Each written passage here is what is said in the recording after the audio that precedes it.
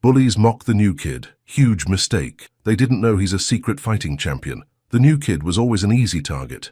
That was the unspoken rule at Westlake High School, where the social hierarchy had been firmly established years. When Ethan Chen arrived mid-semester, he might as well have been wearing a sign that said fresh meat. At 15, Ethan was neither tall nor particularly impressive to look at.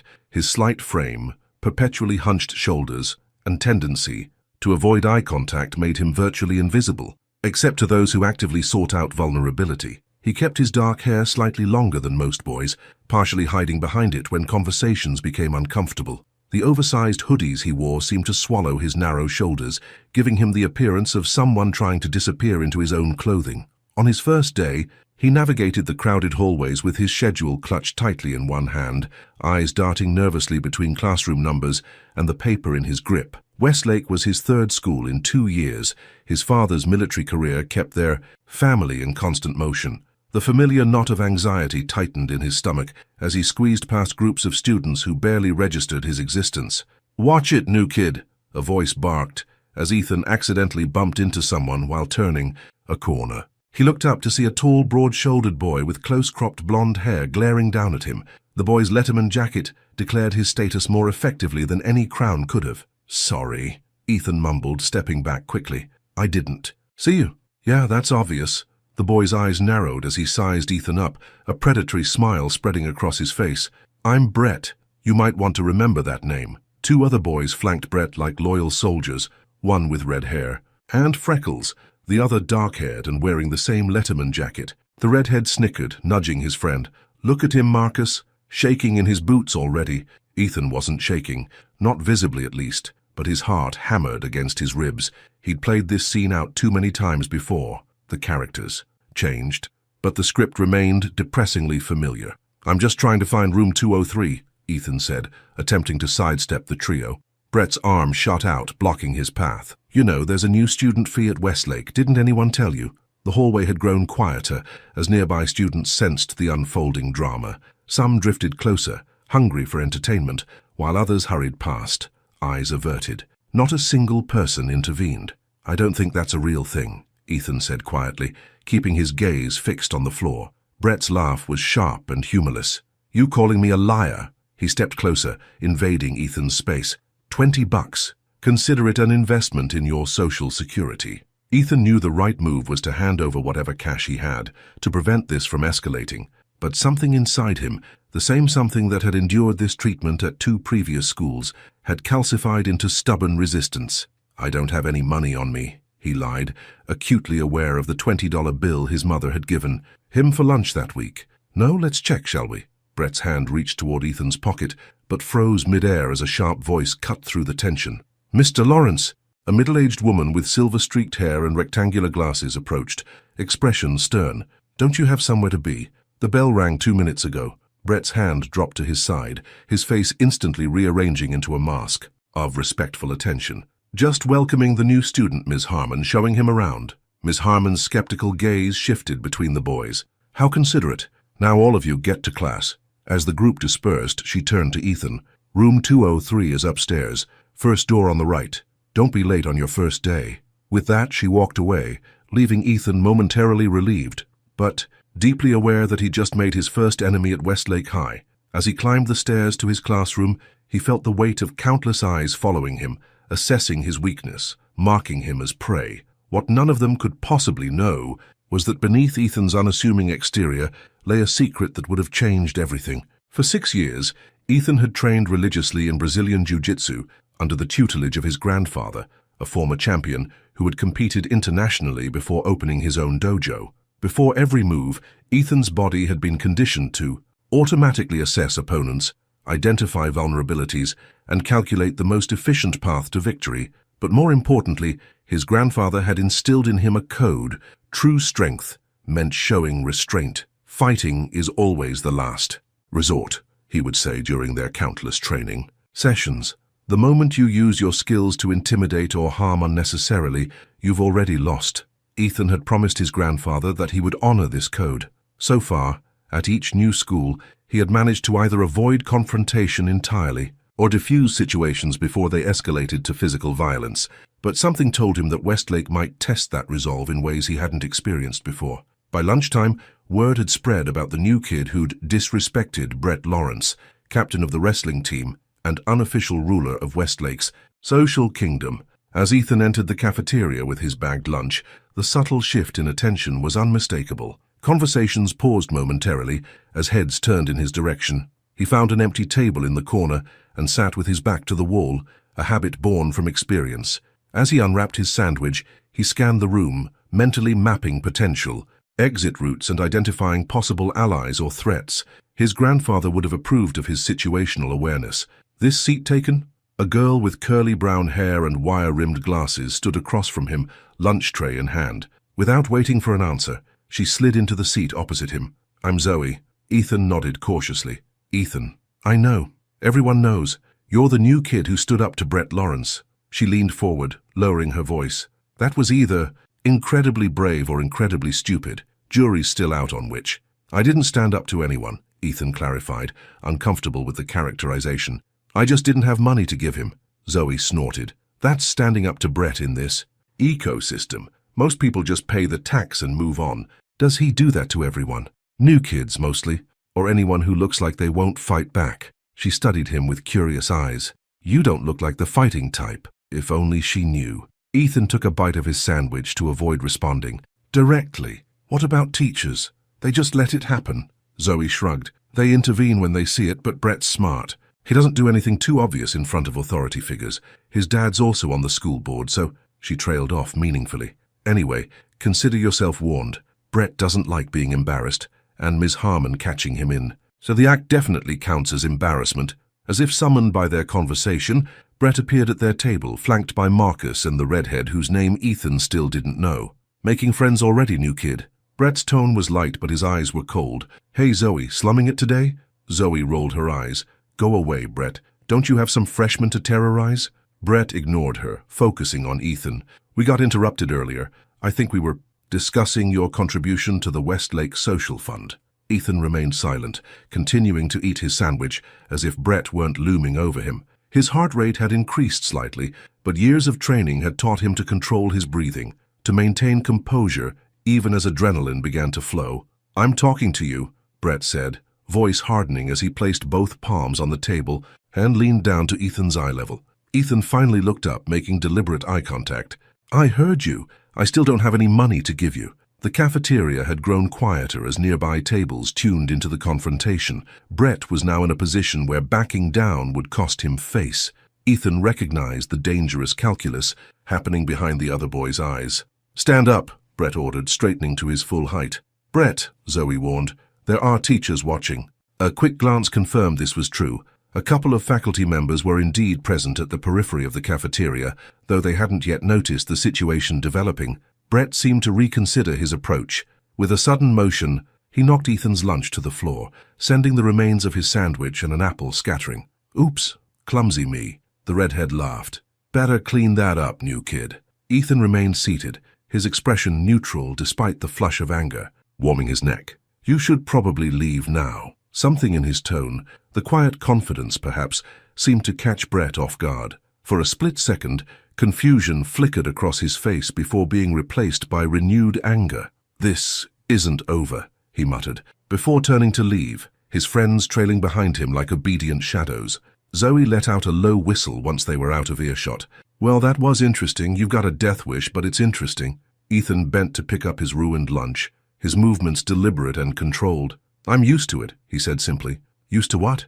People like Brett? People who mistake kindness for weakness." He discarded the remnants of his sandwich in a nearby trash can. "It happens everywhere." Zoe studied him with newfound curiosity. "There's something different about you, isn't there? Most new kids are either crying or transferring out by now." Ethan offered a small, enigmatic smile. "I just try to avoid unnecessary conflicts." "Well, you're doing a spectacular job so far," Zoe said with sarcastic cheer. "Here, have half my sandwich. I owe you for the entertainment." For the rest of the day, Ethan was hyper-aware of Brett and his friends. They appeared at the edges of his vision between classes, watching but not approaching. The message was clear. They were biding their time. By the final bell, Ethan's shoulders ached from the tension of constant vigilance. As students flooded into the hallways, eager to escape the confines of education, Ethan deliberately took his time at his locker. Better to let the crowds thin and avoid potential confrontations in the chaos. He texted his mother that he might be late, claiming a meeting with a teacher to discuss catching up on coursework. Once the hallways had emptied considerably, he shouldered his backpack and headed for the nearest exit. He'd almost reached the double doors leading to freedom when a familiar voice stopped him. "There he is, told you he'd try to sneak out the side." Ethan turned to find Brett, Marcus, and the redhead approaching from the adjacent hallway. No teachers in sight. No witnesses except for a couple of students too far away to matter. "I'm not sneaking anywhere," Ethan said, adjusting his grip on his backpack strap. "I'm going home." Brett moved closer, invading Ethan's personal space. "Not until we finish our conversation from this morning. I think you owe me something." "I don't owe you anything," Ethan replied, his voice steady despite the warning bells going off in his head. Brett's smile was all teeth, no humor. "See, that's where you're wrong. You owe me respect, and since you don't seem to understand how things work around here, we're going to have to teach you." The redhead moved to Ethan's right while Marcus positioned himself behind, cutting off potential escape routes. Ethan recognized the tactical positioning. They'd done this before. 3 against 1, Ethan observed quietly. "Seems fair." Brett's laugh was sharp. "Life isn't fair, new kid. Thought you would have learned that by now." In that moment, time seemed to slow for Ethan. His grandfather's voice echoed in his mind. "There is a difference between starting a fight and defending yourself. Honor demands you avoid the former, but permits the latter." This was clearly self-defense. Still, Ethan made one last attempt at de-escalation. "You don't want to do this," he said, making direct eye contact with Brett.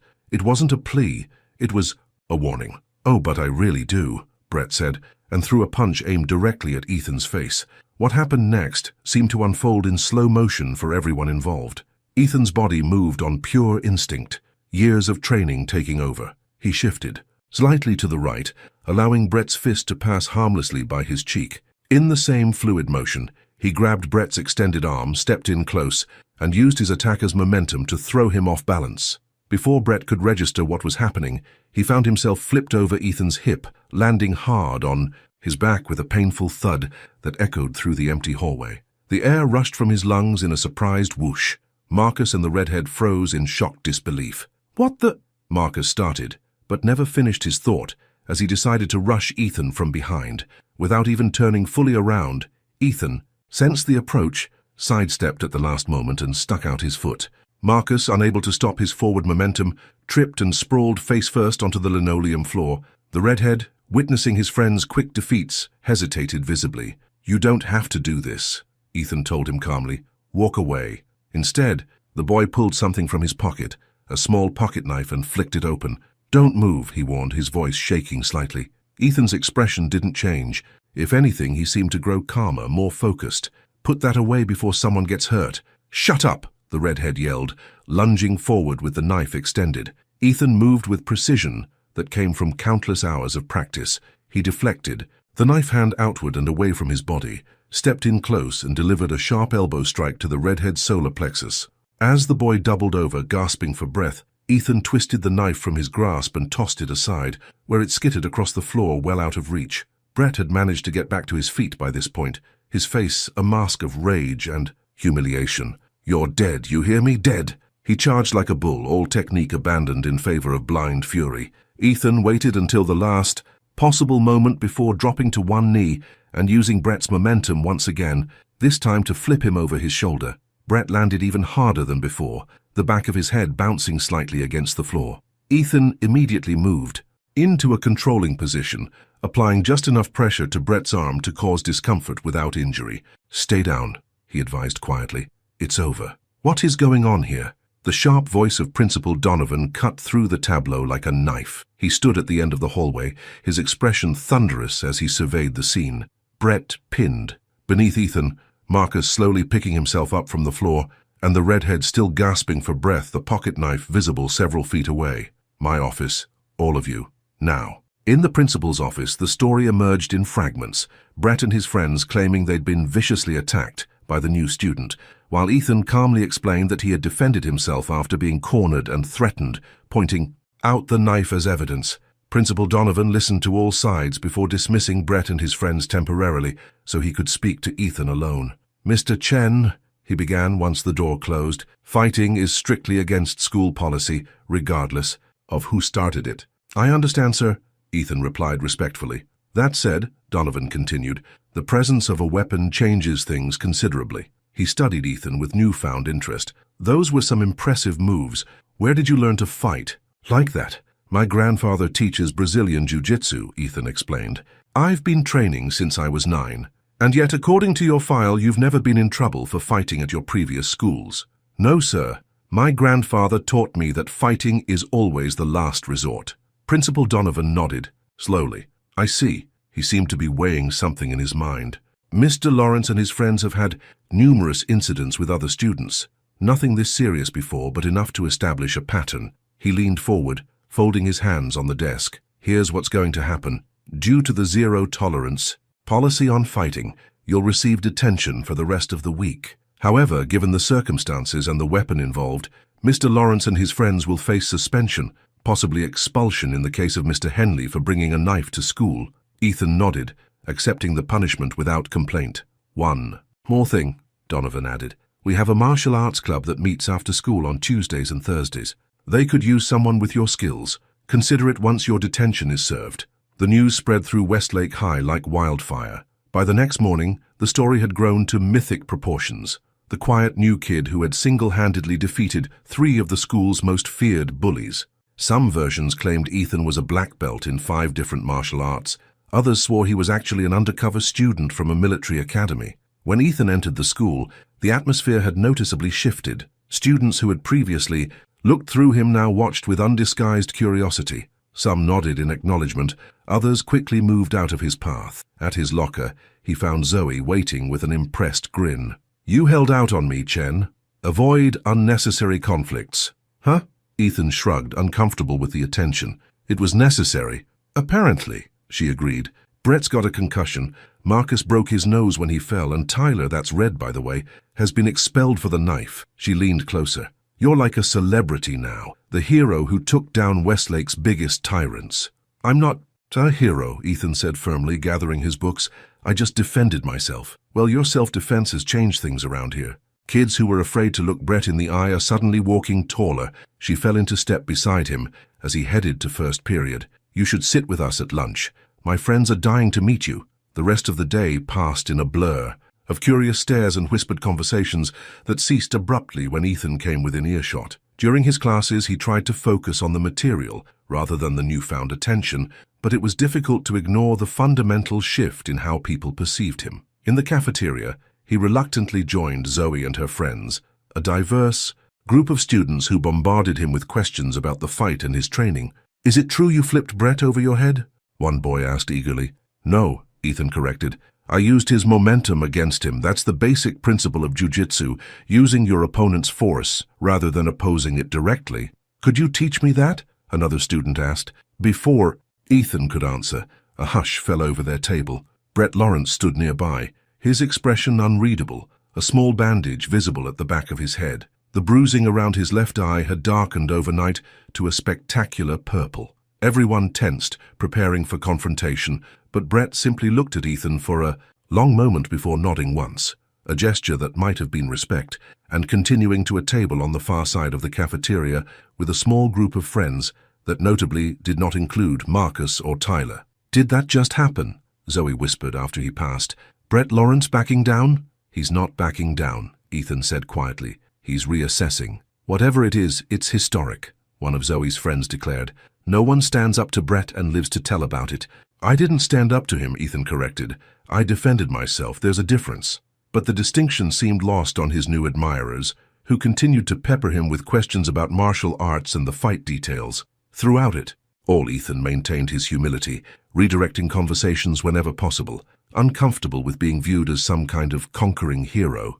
After school, he reported dutifully to detention, where he found himself alone with Miss Harmon, the teacher who had interrupted that first confrontation in the hallway. "Mr. Chen," she acknowledged, gesturing for him to take a seat. "I hear you've had quite the impactful first days at Westlake." Ethan slid into a desk near the front.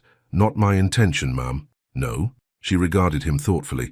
Sometimes the quietest students make the loudest statements. She pushed a worksheet toward him. You can work on this during your detention. It's additional credit for science. As Ethan began the assignment, Ms. Harmon spoke again. You know, when I intervened that first morning, I was concerned for you.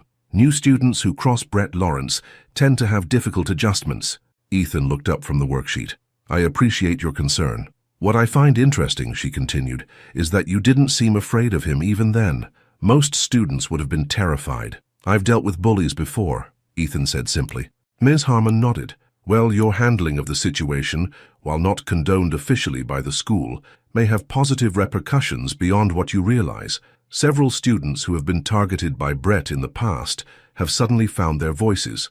The week of detention passed quickly, and Ethan found his place at Westlake gradually shifting. He was no longer invisible, but neither was he treated as the violent avenger some had initially made him out to be. Instead, a kind of quiet respect had formed around him. Students acknowledged him in the hallways, teachers noticed his diligent academic work, and even Coach Reynolds approached him about joining the wrestling team.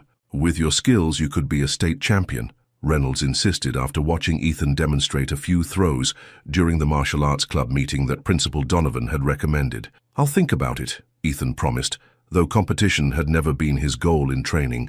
The most surprising development came 2 weeks after the incident, when Brett Lawrence approached him in the parking lot after school. Ethan tensed automatically, but Brett held up his hands in a gesture of peace. Relax, he said. I'm not here to start round 2. Ethan waited silently, evaluating Brett's body language for signs of deception. The other boy seemed genuinely non-threatening, though discomfort was evident in his rigid posture. Look, Brett continued when Ethan didn't respond. What happened? I was out of line. The whole new student fee thing, it's just something we've always done. No one ever really fought back before. Ethan raised an eyebrow. Is this an apology? Brett shifted uncomfortably. Yeah, I guess it is. My dad was pretty pissed about the suspension. Made me realize some things about how I've been acting. He extended his hand. No hard feelings. Ethan hesitated only briefly before accepting the handshake. No hard feelings. As Brett turned to leave, he paused. You're really good, you know. Those moves. Have you ever considered competing? Not really my thing, Ethan replied. My grandfather always taught me that true mastery isn't about defeating others, it's about overcoming yourself. Brett considered this, nodding slowly. Maybe you could show me some of those techniques sometime. For the wrestling team, he added quickly. Could give us an edge in regionals. Maybe, Ethan agreed, surprised by the request, but willing to consider it. As Brett walked away, Zoe appeared at Ethan's side, having witnessed the exchange from a distance. Well, that's something I never thought I'd see. Brett Lawrence apologizing to anyone. People can surprise you, Ethan said, watching Brett's retreating figure. Everyone has the capacity to change. Some philosophical wisdom from the martial arts master, Zoe teased. Ethan smiled, more relaxed than he'd been since arriving at Westlake. Just something my grandfather would say. In the weeks that followed, the dynamics at Westlake High continued to evolve. Brett returned from his suspension, a somewhat humbled version of his former self. While not exactly friendly with Ethan, he maintained a respectful distance and, surprisingly, began to use his considerable social influence to discourage the kind of bullying that had once been his trademark. Marcus, similarly chastened by the experience, followed Brett's lead. Tyler did not return to school, his expulsion having been made permanent after a review by the school board. Even his father's influence couldn't overcome the seriousness of bringing a weapon to school. For Ethan, the transition from invisible new kid to reluctant school celebrity gradually settled into something more comfortable, a quiet respect that allowed him to form genuine friendships while staying true to himself. He joined the martial arts club, sharing his knowledge with others while emphasizing his grandfather's philosophy of discipline, respect, and restraint. The strongest person in the room, he often repeated to eager students learning their first techniques, is the one who never needs to prove it. One afternoon, as Ethan was demonstrating a simple throw to a group of beginners, he noticed his grandfather watching from the doorway of the gym, a proud smile illuminating his weathered face. After the practice ended, the old man approached, embracing his grandson warmly. "Your mother told me about what happened," he said in his accented English. "At first I worried you had forgotten our discussions about when to use your skills." "I remembered, grandfather," Ethan assured him. "It was self-defense, nothing more." The old man nodded, surveying the students gathering their belongings, the respectful nods they gave Ethan as they departed. and now you teach others.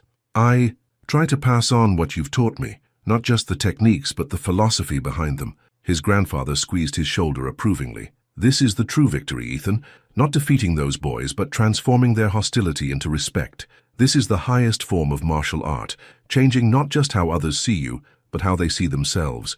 As they walked out together, Ethan realized that his grandfather was right. The real change at Westlake wasn't that he had stood up to bullies, it was that in doing so, he had created space for others to stand up as well. The culture that had allowed Brett and his friends to terrorize students was slowly being replaced by one of mutual respect. Zoe joined them in the parking lot, introducing herself enthusiastically to Ethan's grandfather before turning to Ethan. There's a group studying for the history test at my house tonight. You should come. I'd like that, Ethan said, smiling genuinely. As Zoe walked toward her car, his grandfather chuckled. Perhaps there are many kinds of victories, eh? Ethan felt his cheeks warm slightly. She's just a friend, grandfather. For now, the old man said with a knowing smile. For now. Watching Zoe drive away, Ethan reflected on how differently things had turned out than he'd expected on that first day at Westlake. He had arrived anticipating the same pattern he'd experienced at other schools, trying to remain invisible, enduring whatever harassment came his way, counting the days until the next inevitable move. Instead, he had found something unexpected, not just acceptance, but a place where he could be fully himself, where his quiet strength was recognized not as a weapon, but as a gift that could lift others. As he and his grandfather walked to the car, Ethan glanced back at the school building, no longer seeing it as a battleground, but as a place of possibility. For the first time in years, he wasn't counting the days until his family's next relocation. For the first time, he was looking forward to tomorrow. Ready to go home? His grandfather asked. Ethan nodded, a quiet contentment settling over him. Yes, I think I am. Now, what's your opinion about this story? Leave a comment, as we'd love to read it. Also, I'd like to ask for your support by subscribing to the channel. Your subscription means a lot to me and helps me a great deal, so please, subscribe. So we can keep bringing you content like this, and it's not over yet. Another emotional story like this one is playing on your screen right now. Click on it. I'm waiting for you.